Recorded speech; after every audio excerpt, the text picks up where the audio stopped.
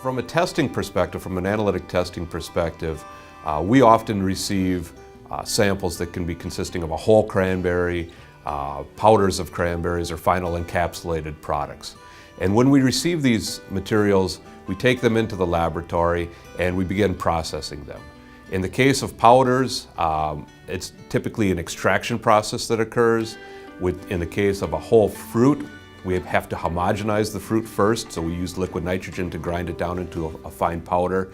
Those powders then are extracted to get the analyzable compounds free from the fibrous or solid matrix. And we can perform various analytics on there, such as the DMAC assay, which is a colorimetric reaction for the quantification of proanthocyanidins. We could perform HPLC for the quantification of anthocyanins or flavonols. And we also can perform mass spectrometry for the authentication or the fingerprinting of the proanthocyanidins. There's a couple new analytic methods that have been introduced over the last few years. One in particular is what is referred to as a DMAC reaction.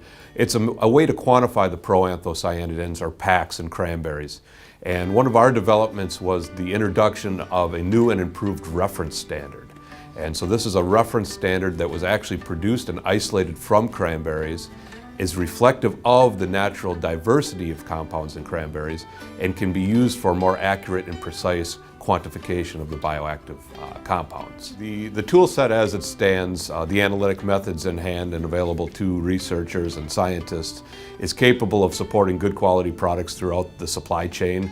Again, all the way from making decisions on what berries or fruits might be harvested early on, what are the effects of processing on those materials, and what is a good quality finished product.